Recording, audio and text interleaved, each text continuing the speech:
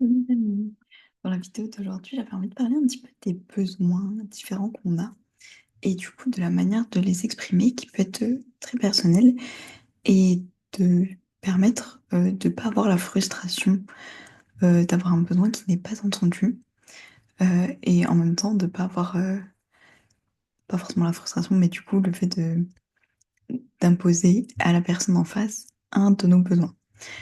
L'exemple qui me fait parler de ça, c'est je sais pas si ça vous est déjà arrivé, mais parfois, vous voyez par exemple une personne qui pleure et il y a déjà des personnes qui m'ont dit: «Ah bah cette personne-là quand elle pleurait, je lui ai fait un câlin, voilà, je l'ai prise dans mes bras et cetera» et ça m'est déjà arrivé de voir une personne pleurer et de lui faire un câlin spontanément.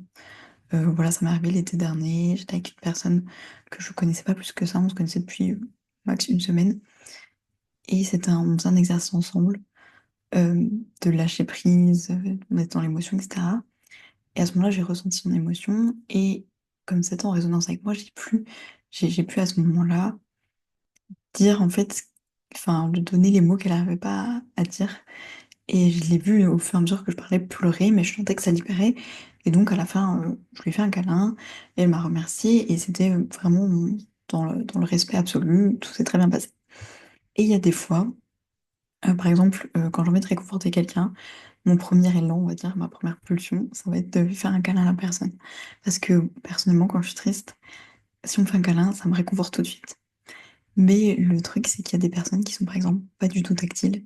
Et donc, à ce moment-là, faire un câlin, ça passe vraiment pas, voire ça peut mettre la personne encore plus mal. Par exemple, il y a des personnes qui supportent très peu le contact physique, voire même après, de manière plus peut-être, spécifique. Il y a des personnes qui ont certaines particularités, cérébrales, disons, qui vont, avoir beaucoup de soucis de manière générale, par exemple avec le contact physique ou les bruits, les odeurs, les lumières, donc encore plus quand elles sont dans une situation de stress ou alors elles vont pas bien, elles vivent un moment difficile. Si en plus on les surstimule avec, par exemple, un contact physique non sollicité, ça peut être hyper violent pour la personne en face.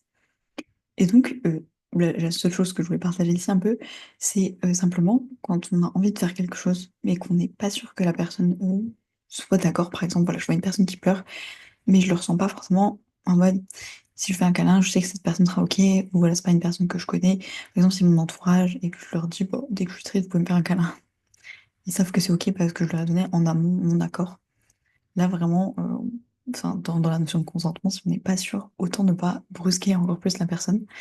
Hem, mais justement, c'est d'exprimer parce qu'il y a un peu un côté où on se dit: «Bah, cette personne, elle aime pas le contact physique, je ne sais pas comment la rassurer, la réconforter d'une autre manière». J'aimerais lui exprimer, voilà, c'est pour ça que parfois on peut être frustré de se dire: «Mais j'ai trop envie de lui faire un câlin» ou en tout cas derrière il y a un besoin de remonter le moral à la personne et cetera. Bon après même si ça peut découler d'autres choses de, je supporte pas de voir une personne qui se sent mal, peu importe, mais je veux dire, hem, on va dire dans les premières étapes d'analyse de la situation. Mais ce qui peut être sain, c'est d'exprimer, du coup, votre manière à vous de remonter le moral à la personne, par exemple, en lui exprimant: «Écoute, voilà, je sais que tu n'aimes pas ça, mais donc je ne vais pas te faire de câlin, mais sache que personnellement, là, j'aurais très envie de te faire un câlin pour te réconforter, te remonter le moral, t'envoyer plein de bonnes ondes, te montrer mon soutien, ma présence à tes côtés». En fait, juste de l'exprimer, on respecte quand même la personne en lui disant: «Je ne t'impose pas mon besoin de te faire un câlin». Voilà, c'est clairement j'ai envie de te remonter le moral. Je sais pas comment le faire d'une autre manière. Il y a des personnes, par exemple, qui vont être très douées avec les mots, mais si on leur dit: «Ah, j'ai besoin d'un câlin», elles vont bloquer parce que c'est pas un truc que je fais. Bon, bah, voilà. Mais donc d'exprimer à la personne: «Si je te donne pas le langage entre guillemets dont tu as besoin maintenant, sache que, c'est parce que moi je m'exprime d'une autre manière». Voilà, c'est comme si la une personne pleure et qu'elle parle chinois et que moi je parle italien, bah, on peut juste pas communiquer et ça veut pas dire que du coup je me détourne et genre bon, je la laisse pleurer parce qu'on parle pas la même langue. C'est vraiment une manière de communiquer quand même sa présence à l'autre. De lui dire: «Voilà, je ne le fais pas parce que dans ton cas, par exemple, tu aimes pas le contact physique ou tu es pas à l'aise avec le fait de me toucher, par exemple, mais sache que, voilà, je sais pas comment exprimer autrement mon soutien, mais si tu avais été dans une situation où tu aurais accepté, en fait, je t'aurais fait un câlin». Voilà, de juste dire: «C'est pas que j'ai pas envie de te remonter le moral, de te réconforter, c'est pas que j'ai pas envie de t'écouter ou quoi, juste mon langage à moi pour exprimer, mon soutien, c'est donner un câlin.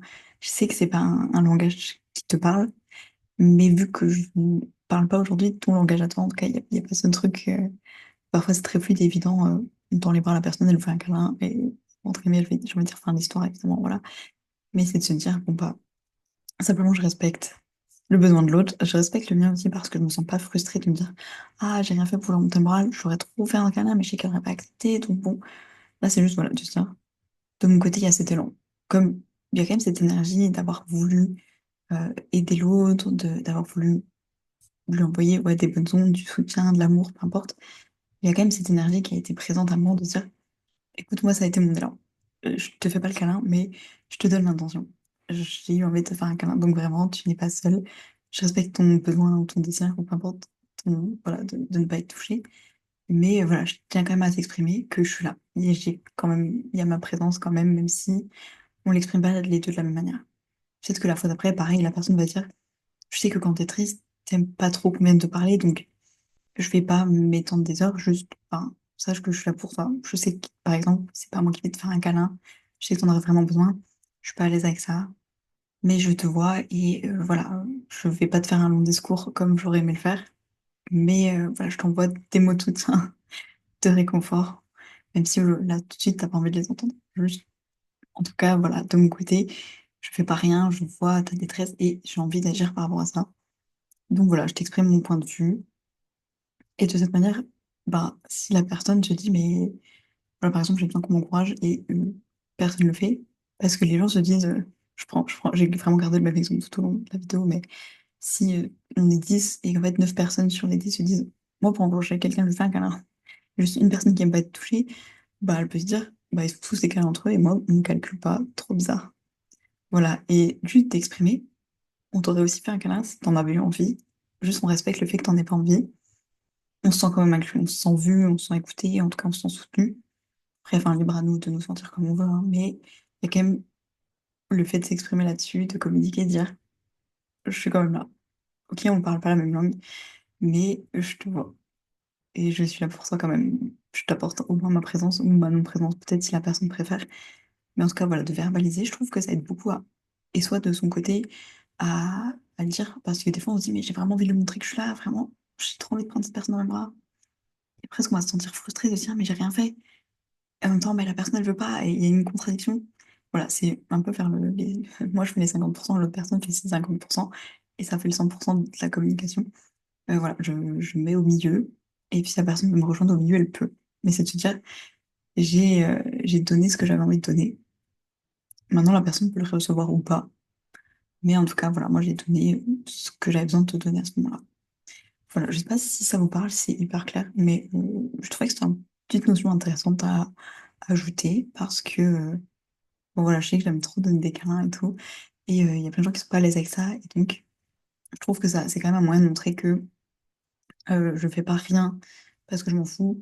Je fais juste rien parce que je sais que moi, ce que j'aurais fait dans cette situation, la personne n'a pas envie de le recevoir. Donc, juste, j'aurais été prête à te donner ça. J'ai la volonté de te donner ça. Voilà, là, t'en veux pas. C'est ok. Ou peut-être que la personne va dire, bon, bah, ok, vas-y, genre, si toi, ta manière de le faire, c'est ça, je l'entends. Genre, voilà, c'est vraiment les 50%. Je fais mes 50%, j'arrive au milieu du chemin.